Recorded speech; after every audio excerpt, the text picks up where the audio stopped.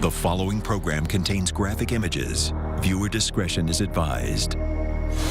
Today, on an all-new Dr. Phil. Running back Ray Rice appears to take a swing, knocking her out cold. The story that's outraged the nation. This is not just an NFL problem. A former teammate speaks out. This is not the Ray Rice that you know. Not at all. He's not a violent guy. Plus, a violent marriage. Did it hit you that one of us is going to get shot? Turns deadly. I thought it would be him telling his story and I'd be in the morgue. Football star Ray Rice and his wife Janae are at the center of a domestic violence firestorm that has outraged the nation. Running back Ray Rice suspended from playing after the release of a new shocking videotape. Video surfaced of him dragging her unconscious out of a casino elevator. Ray Rice was suspended for only 2 games. I made a huge mistake, and I want to own it. You know, these 2 games are going to hurt. It is the video sending shockwaves through the National Football League. Ravens running back Ray Rice appears to take a swing at his then-fiancée, now wife Janae, knocking her out cold. NFL Commissioner Roger Goodell increased a 2-game suspension to 6, but this video prompted the Ravens to fire Rice and the NFL to suspend him indefinitely.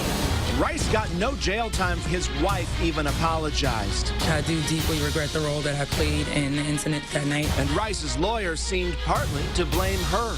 Ray wasn't the first person that hit, and Ray was getting repeatedly hit, but just Ray hit harder, fired one back and hit harder. Today, wife Janae Rice lashed out on Instagram to make us relive a moment in our lives that we regret every day is a horrible thing. Just know we will continue to grow and show the world what true love is. Aside from losing his salary, Rice is also losing endorsements. Today, Nike severed business ties with Ray Rice. Well, I have a truth for Commissioner Goodell and the NFL.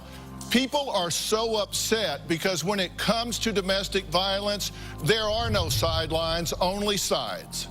You either clearly are intolerant or you put profits and on-field performance ahead of human dignity. This is definitely a teachable moment in America.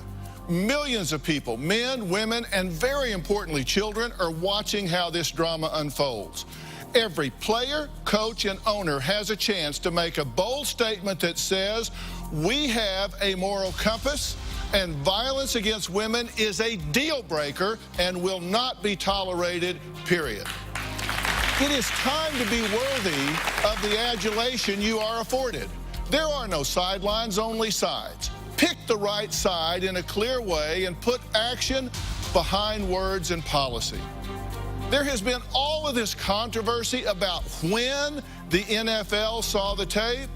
You know what? Wrong question. It doesn't make a damn bit of difference when it was seen. Tape or no tape, the NFL knew what happened. They should not need to see it on tape to know it constitutes a serious moral and criminal transgression. Stop deflecting and own the failure to act appropriately. And by the way, if you wanted the tape, you could have gotten it from Mr. Rice, because you can bet that he and his lawyer had a copy. You need to send a message that you are serious about domestic violence being unacceptable. So far, that message has not been sent. Case in point, just this past Sunday, 2 NFL players were set to take the field with domestic violence issues hanging over their heads. Another NFL player is facing domestic violence charges. Ray McDonald, defensive end for the San Francisco 49ers, was arrested at his home overnight. His fiancée, who's pregnant, showed police bruising on her neck and arms. A Panthers player was arrested on charges that he assaulted his girlfriend. Nicole Holder said Hardy dragged her by her hair, threw her on a futon where guns were sitting, choked her, and threatened to kill her. In July, a judge found him guilty of assaulting his girlfriend, but team has not disciplined Hardy. A stunning last-minute decision for the Panthers. Greg Hardy benched just 2 hours before today's game. This is a very difficult situation that the league is dealing with right now. We're not infallible. We make mistakes. Well, you made one there. This is not just an NFL problem. In fact, by the end of this sentence, in the next minute, 24 people will be harmed by an intimate partner. That's 1,440 people an hour. 34,560 a day. That's more than 12 million a year. 3 women are killed daily in America from domestic violence incidents. I do want to say to the NFL, come on, guys, teachable moment here. This is a $250 billion industry that impacts America. Be role models, be examples. Allowing this element inside the game cheapens the league, and it reflects negatively on the vast majority of fine men that play in the NFL. You, at the NFL, do so much good. You give millions and millions to charity every year. Adopt this cause. As I can tell you I have. When I started Dr. Phil's show, I said we would shine a bright light on the silent epidemics in America. None more important than domestic violence. In fact, thank you. In fact, we created a campaign called End the Silence on Domestic Violence, and during our time on the air, we have provided millions of dollars in resources and have done hundreds of hours of programming on domestic violence. Take a look. A woman tries to get away from the father of her child minutes before he sets her on fire. He beat her so badly, her mother did not recognize her. Every bone in my face had been broken. My face was ripped from the bone. He bit my ear off. Tossed her around, choked her, headbutted her. Why don't you just get a divorce and leave? Because she's my soulmate. I opened the door. He had a butcher knife in his hand. I didn't even really realize that I had lost my eye. When you back a dog into a corner, he's going to bite. Things you've spoken about, do you think they're reasonable? And that you wouldn't slap her if she didn't nag so much. You think that's a reasonable position? Yes. Do you think it is a reasonable position? I really don't care what they say. Don't judge me. Christopher Haney doused his wife, Audrey Mabry, with flammable liquid. He tossed the candle at me, and I went up in flames. He started chopping me in the back of the head with a machete. The injuries, authorities say, were caused by this woman's husband. We begin to tell the tale of the deadly scene that unfolded here. I am so scared of my boyfriend, Danny, that I allow him to severely abuse me on a daily basis. This shit happening. Why don't I gotta continue this? You're protected every second up there, so say exactly what you want to say to him. I'm taking my life back from you. You don't deserve me. This is a call for action. So I have noticed a disturbing development in the reporting and dialogue concerning the Ray Rice story. His wife, Janae, has been harshly criticized because she chose not to leave him. Well, let me tell you, every single situation is different, and critics don't understand how challenging this situation can be. Now, I have asked my wife, Robin, to join me today.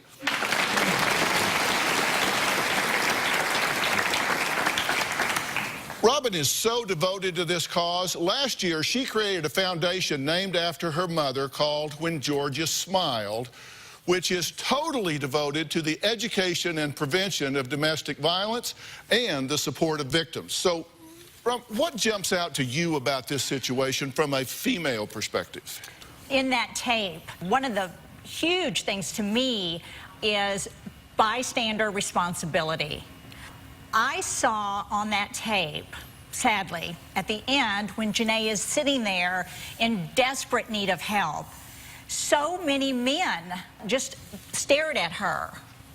And I think that's very important for everyone to know, that when you just stand and watch someone being abused, you're really just as guilty as the one doing the abusing. And it was finally a woman that walked up and helped her.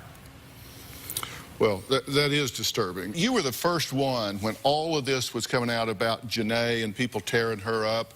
for some of the things that she had said. The truth is, leaving's just not that easy. It is not that easy, and I do feel sorry that she's going through all of this this criticism, because victims of domestic violence are often isolated. They're cut off from their support systems and their resources, and people have to remember that. Victims of domestic violence often have their self-esteem and their self-worth undermined. They are often threatened with their own life if they try to leave. They are threatened with harm to their children and to their other family members if they try to leave. You adopt shelters. You donate money to shelters where women can go. You donate money so they have legal representation for restraining orders and things like that, which is great work. And you say that it's also extremely dangerous during this time when they're actually making the separation. That is the most dangerous time. In fact, it is called separation assault.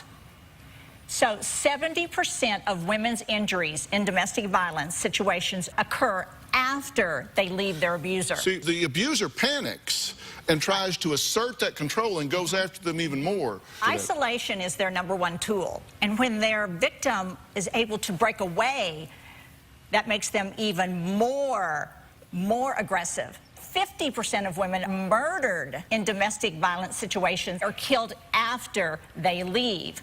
There is a right way and a wrong way to separate from an abuser, and there is help out there and support for you and to show you how to do it safely. Safety is the #1 most important thing to remember. Okay. Safety. The first project that the When Georgia Smiled Foundation undertook was to create something called the Aspire Initiative. And the Aspire Initiative is an educational program to teach people about domestic violence, what it is, how to recognize it, red flags, how to leave. This is a program that's being used now where? In schools? Schools, churches, any organization can use it, in homes, with your family, by yourself. And it, you know, a lot of studies have shown that a lot of people don't even know that they're in an abusive relationship.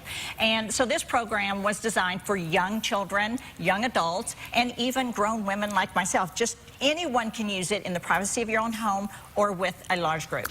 You can just enter the Aspire Initiative program on whengeorgiasmile.org or drphil.com, anywhere that we have it. Yes.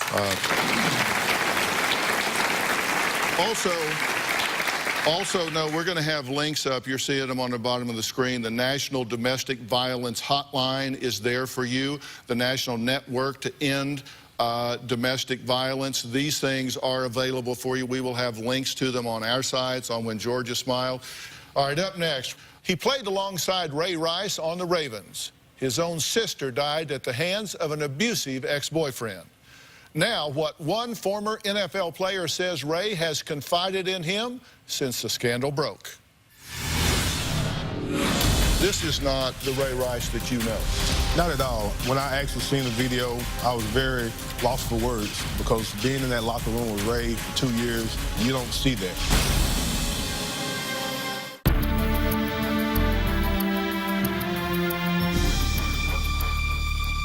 Now, the shocking video of Ray Rice punching and dragging his unconscious wife needs to serve as a reminder that domestic violence is a huge issue that we cannot ignore, although the NFL seems to have a little trouble getting their focus on it sometimes. Now, Commissioner Roger Goodell denied having seen the full tape. Here's what he said just over a week ago. So did anyone in the NFL see the second videotape? To my knowledge, we were not granted that.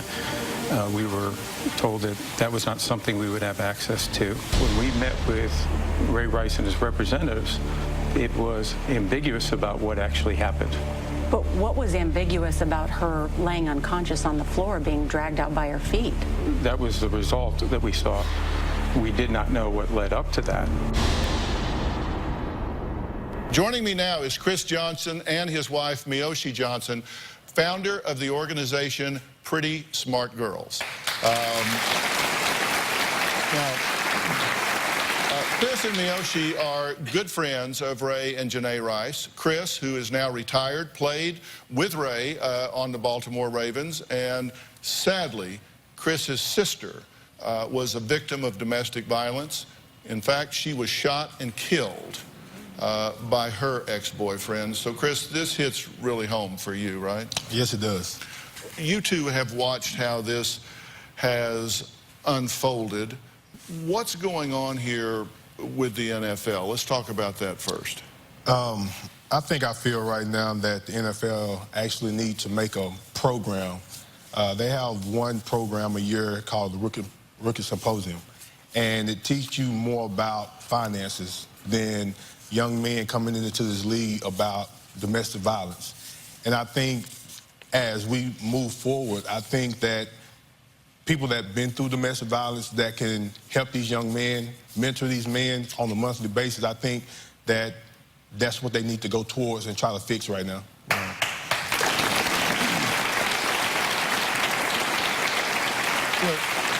Now, you were surprised when you saw this because this is not the Ray Rice that you know. Not at all.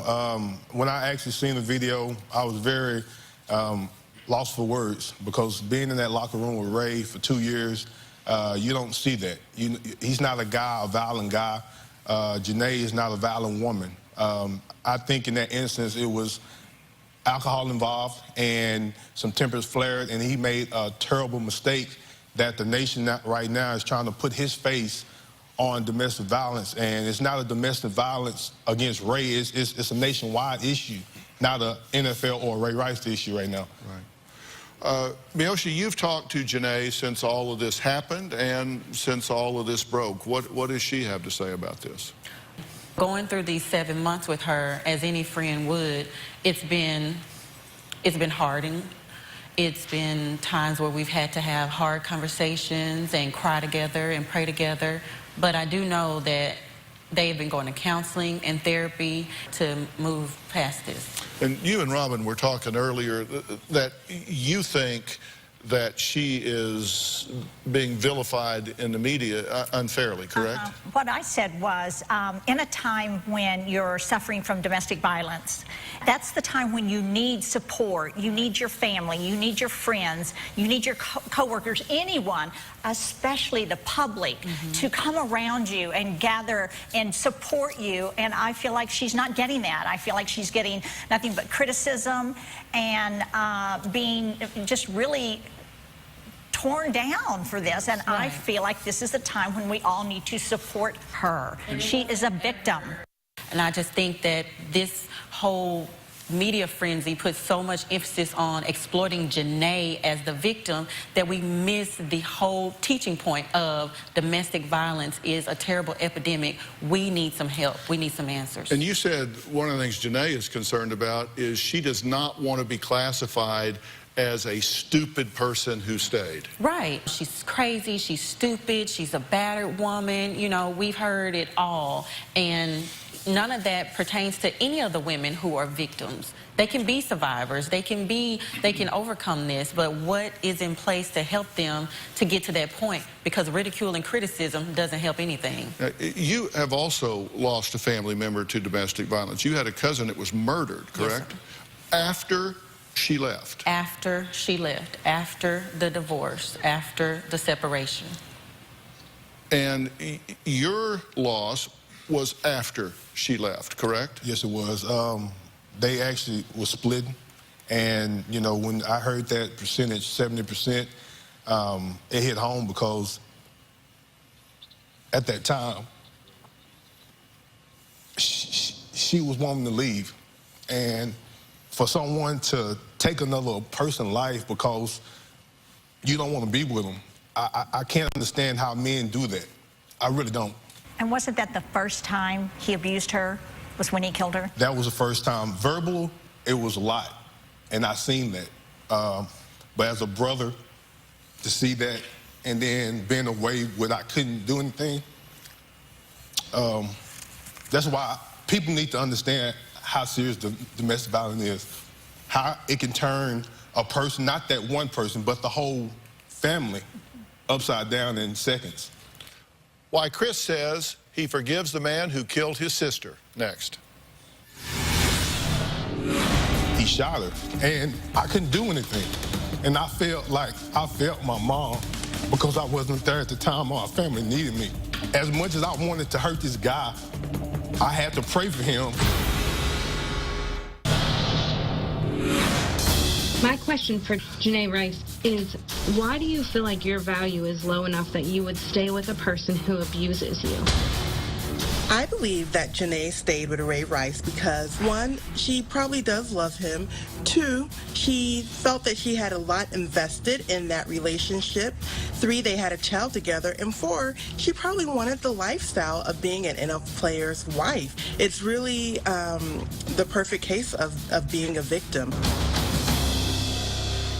You know, when the media started to criticize Janae, a lot of people reacted, and Beverly Gooden heard about the Ray Rice story and was furious that people were criticizing Janae for not leaving. She created a hashtag Why I Stayed, which got an incredible response. And Beverly is with us today, so welcome Beverly Gooden to the show.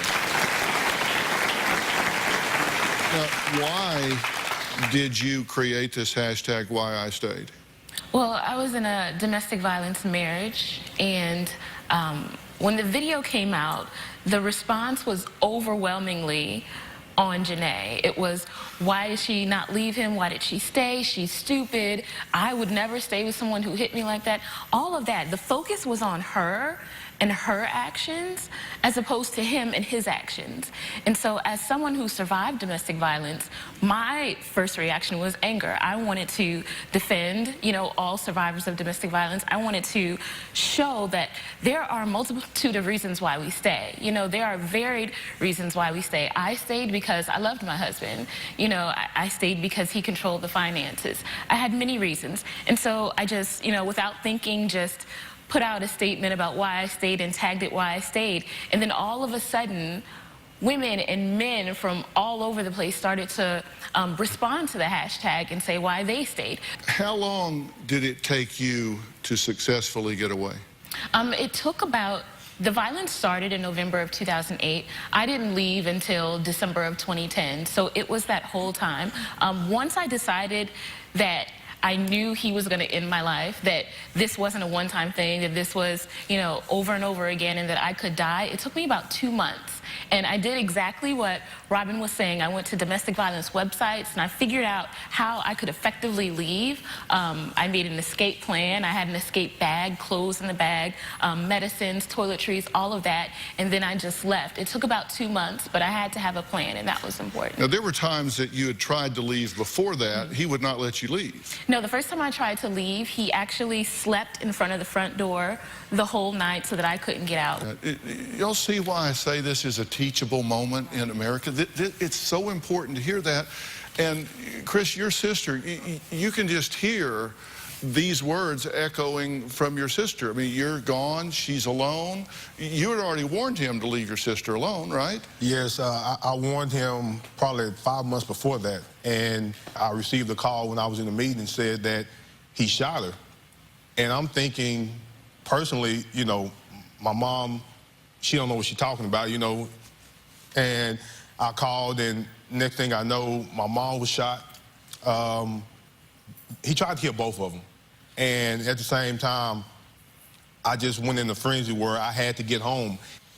When I got there, and to see my mom break down, to see her daughter get killed like a dog in front of her, I couldn't do anything. And I felt like I failed my mom because I wasn't there at the time or our family needed me. And as much as I wanted to hurt this guy, I had to pray for him because I would hurt my family. So at the same time, when we went to court, you know, I wanted the guy to get the death penalty. You want the people to suffer just like you're suffering. But as a Christian, I had to forgive him because if I didn't, he'll always have that on my life. So he got life, but he still get to get up every day, brush his teeth, watch TV, walk around. And I have 2 beautiful nieces that'll never see their mom again. And like I said, this is something that the world needs to understand. If you have any rage against a woman, get help. It's too many outlets in this world to get help and to stop touching these women. Well, and you know, Thank you for that. And again, both of y'all lost people through this separation assault phenomenon that we're talking about, which is why your message, why I stayed, is so critically important. And look, I am not somebody that wants to bash the NFL. I went to college on a football scholarship. I wasn't very good, but I college on a football scholarship, so I never got very close to the NFL. But I think it's a wonderful institution in America. I'm not even a critic of Roger Goodell. I think he's just lost focus at this point, and it's what happens now. That's why I said it doesn't matter when they saw the tape or it's what you do now. They need to take action clearly now. This is a time to quit mamby-pambying around and step up and send a clear message. Like you said, we need to train these young guys. That's why Robin created the Aspire Initiative, to train these boys in school before they even get to dating age, to say it's not right. Y'all have seen the Aspire Initiative. You know what's in there. This is to prevent it as well as help people that are there. All of us need to do that. Coming up in an exclusive interview, we'll hear from a woman facing 20 years to life in prison. Why? She claims it's all because of her abusive husband. Next. I had told Brian in the middle of our fight, I wish you were dead. He said, I can make that wish come true. So I picked up the gun and I fired. How many times did you shoot? Probably 3 or 4. I think he's dead.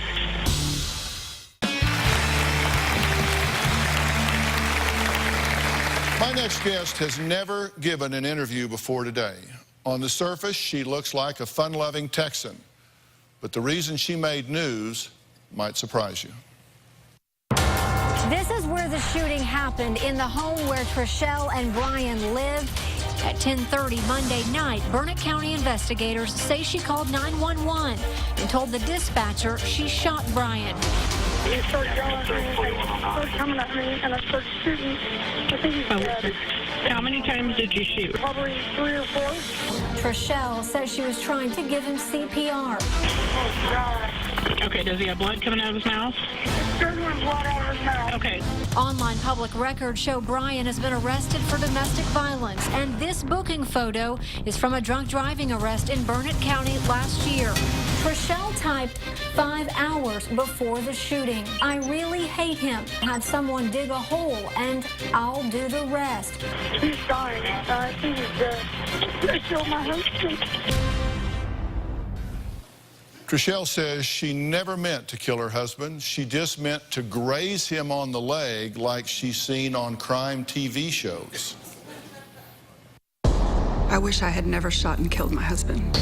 On July 1st, I told him, I wish you were dead. He said, I can make that wish come true. He picked up the gun and brought it into the bathroom and set it down next to me. He said, if you're such a big shot, do it. Kill me. I was afraid, like I had been many, many times in the past, that these fights are going to eventually escalate to the point where I get killed. So I picked up the gun and I emptied the whole thing into my closet door. He said, I can shoot you now and say it's self-defense and never spend a day in jail. So he starts loading the gun again. And he said, I have a full magazine. If you can get it, I dare you to try. So I tried to get past him to leave. He goes, run, chicken, run. And so I stopped at that point, and I was like, you know what? I would rather die and let him go to jail for this. And so I just started coming towards him. And I was like, kill me then. Just kill me. And he stumbled. We wrestled over the gun, and I got the gun. So he stood back up and said, that's the gun you shot. I'll go get mine. And he got up to go get his gun. So I picked up the gun, and I fired. I shot 3 times, once on this side, once on this side, and then when he was coming at me again, I shot down lower at this side, and I believe that's the one that got him. Okay, joining us via satellite now is Trishelle. Trishelle, are you there? I'm here. Okay. At this point, you're on satellite instead of here in person. Why? I have a limitation on how far I can go. I have 2 ankle monitors on my ankles preventing me from going any further than a 20-mile radius. Okay, and all of this is while you are awaiting trial, correct? That's correct. So you're essentially under house arrest, and what are you charged with at this point? I'm charged with first-degree murder. Okay. Do you believe that if you had not done what you did that night, that day, that you would have been killed? I know for a fact I would have been. He was going for his gun to shoot me. He had started bringing guns out during the argument. He would get a gun and lay it out. Yes, towards the end, he started getting guns out and laying them around, and everybody would warn me and say, you know, this is going to end badly, Trishelle. You need to get out. You need to leave. And I just always thought it was talk, you know, and I loved him. I didn't want to believe that he would actually hurt me. Why did you stay? I loved him. He was my whole life. We ran a business together. He was my best friend. When he was in a good mood and happy, he was smiling and, you know, laughing, and he'd make everybody around him happy and laugh. He was generous, you know. He was an all-around good guy, but when he carried a lot of stress, and he didn't know how to handle that stress very well. And at the end of the day, anything could set him off, and I was the target. When it hit you that day, Trishelle, that this is it, one of us is going to get shot here. Did you ever think it would actually get to that point? I did, but I always thought it would be him sitting telling his story, and I'd be in the morgue. All right, up next, why Trishelle says she's not like other criminals. We'll be right back.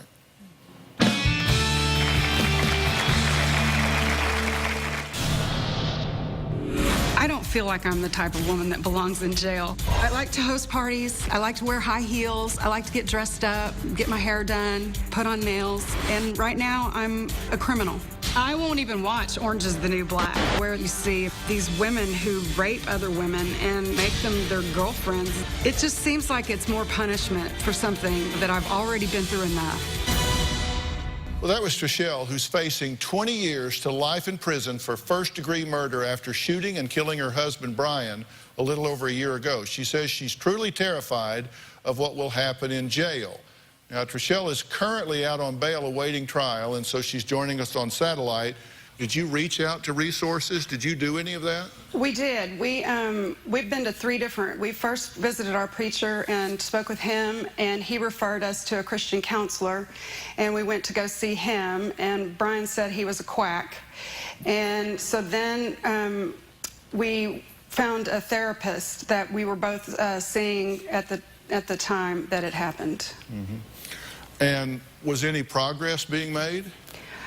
I feel like it was starting to help, but, you know, I don't think he really thought he had a problem. He just thought most of the time that it was me, and that if we got help, that I would get help, and I would learn how to quit antagonizing him. So you were the antagonizer in his eyes. You made him do this. Every time. It was my fault, always.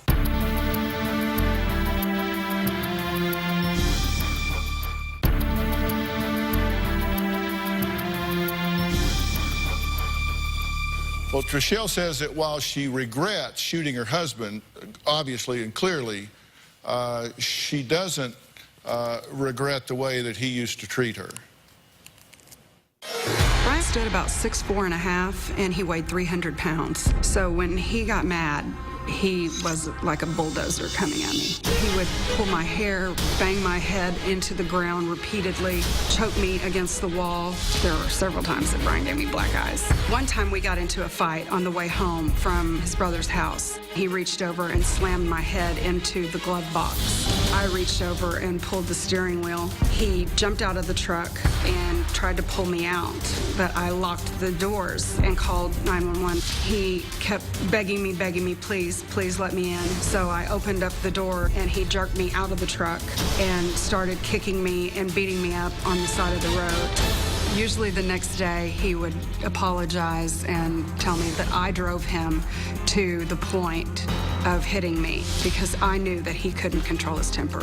According to Brian, it was always my fault. Did you ever consider running? Many times. And then he would start calling, you know, I'm sorry, you know, please come back. I'm going to get help. We're going to get better. We'll get through this. Yeah, so you got talked back in. Oh, definitely. But I loved him. I wanted to go back. I wanted to believe that he would get help and things were going to someday be better. It isn't always just physical, and it can go from verbal to deadly like that. Right. And that's what happened with your sister, Chris. She had not been hit before, but she had gone through a lot of verbal abuse. A lot of verbal abuse, emotional abuse, and he never touched her until that day he shot her 5 times. Yeah. So don't think it's just not that bad if you're not getting hit. All right, we got to take a break. Next, Robin has an exciting announcement you won't want to miss, and what Trishelle wants to tell other women who are being abused. We'll be right back.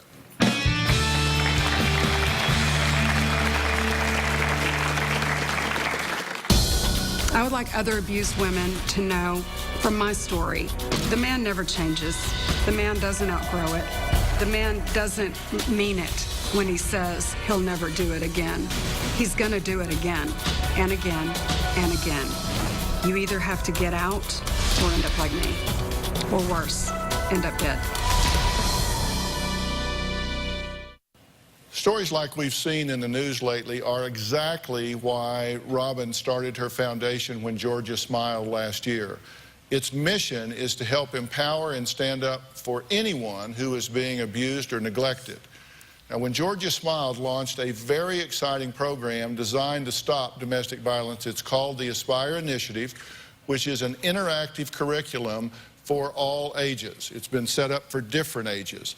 The Aspire Initiative includes a potentially life-saving free smartphone app that's called Aspire News, and it's available in the iTunes Store and through Google Play and at whengeorgiasmiled.org, that allows the user to create a pre-written text or voice message to be sent to designated numbers. It can be 911 or others. And the reason we say or others, maybe you're not ready to call the cops, but things are getting heated and you want your neighbor or your mom or a friend to come. You can set these text messages up, and all you have to do is tap a button and there's a knock at the door and you have an out. And when you start the go button, it also starts recording to capture details of what's going on in the room, because you may need those at some point. And by the way, this appears like any other app on your phone. So to the untrained eye, it's just, you know, it's just there. It's not anything that has to do with domestic violence. And interestingly, the app was recognized on Capitol Hill by the National Health Collaborative on Violence and Abuse as one of 2 apps in 2014 most beneficial to fight to end domestic violence. Robin also has a very exciting announcement. That's right, Philip. From September 8th through October 15th, college students across the U.S. can enter the hashtag #IAspire and enter to win a grant up to $5,000 to help further their efforts to raise awareness about sexual violence and relationship abuse on college campuses. And students can enter the challenge by going to studentsoftheworld.org/IAspire. Or you can also go to whengeorgiasmiled.org and drphil.com. And what we want you to do is create a video telling us your story, including what you would do with the grant if you won, and the biggest challenge your campus is facing regarding sexual violence and relationship abuse. And I'm proud to say When Georgia Smiled has partnered with Participant Media, TakePart.com, Pivot TV, and Students of the World to create awareness about these important issues. I'm so proud of that. I want to thank all of my guests today. A special thanks to Chris Johnson and his wife, Miyoshi, and a really special thank you to Beverly Gooden, the hashtag #WhyIStay. Great job. And a very special thank you to all of you at home who purchased my Avery Lasting Love lip gloss. 100% of the net proceeds from those sales go directly to helping women and children and are responsible for grants like these. All right. If you at home want your own version of the Aspire initiative, you can go to whengeorgiasmiled.org and you can enter the program right there, or you can do it at drphil.com. Remember, it's all free. Use it in your classrooms. Tell everybody about it. You can also go to iTunes or the Android App Store to download the free Aspire News app for your smartphone, which is a breakthrough in technology that could just save your life the moment that the abuse is occurring. Thank you so much for being here, everyone. So long. Yes, thanks, man. Yes, thank you so much. What a great job.